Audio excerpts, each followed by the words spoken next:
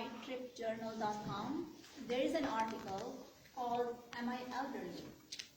This was written by a travel enthusiast and who reflects on her 68th birthday in this article. This is what she writes. Today is my 68th birthday. It isn't a special milestone per se, but as I lounged in bed this morning, I was thinking about it.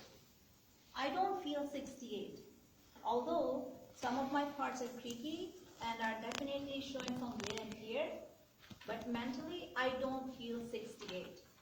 I feel as young as I did many years ago. So what makes me feel old? She then goes on to list few reasons, such as how the grocery shop boys or the waitresses now call her sweetie or honey, as opposed to calling her ma'am when she was in her 40s or 50s.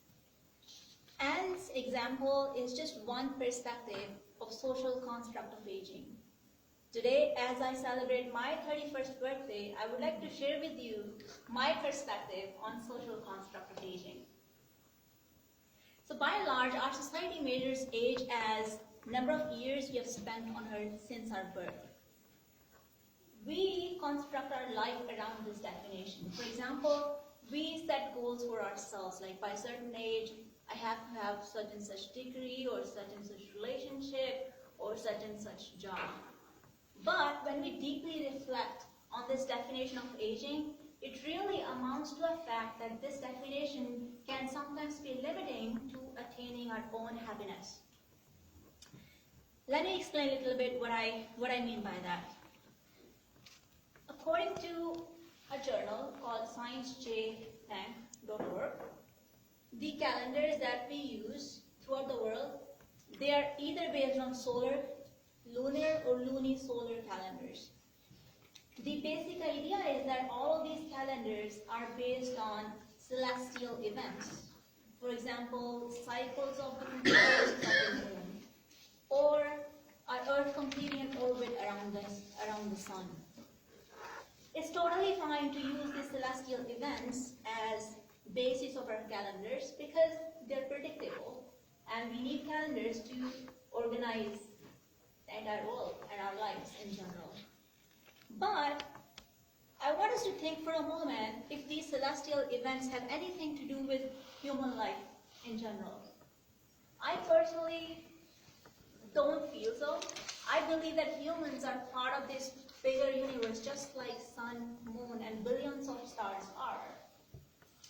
We coexist in this universe, but each of us, each of those celestial objects, and each human being, we have independent processes that keep us alive. So we have to rethink a little bit when we start defining our life on Earth based on this definition of aging.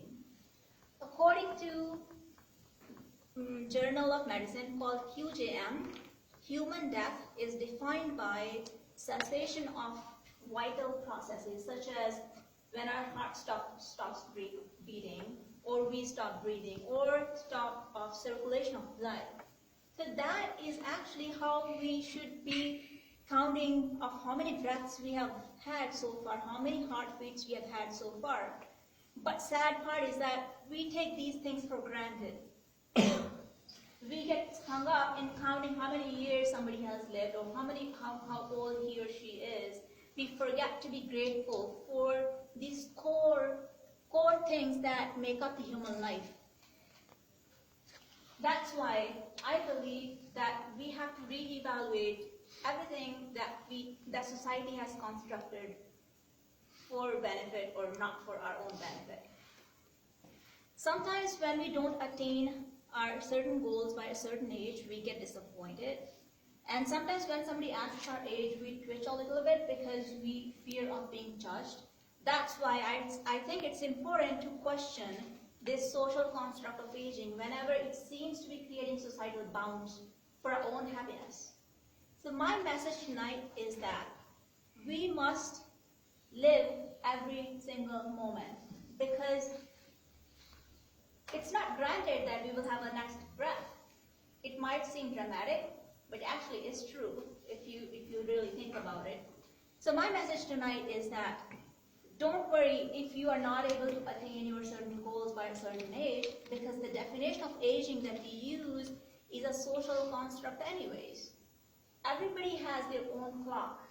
The important thing is that we must all strive to make every tick of our clock count and really enjoy this beautiful gift of life. Madam Toastmaster. Good one.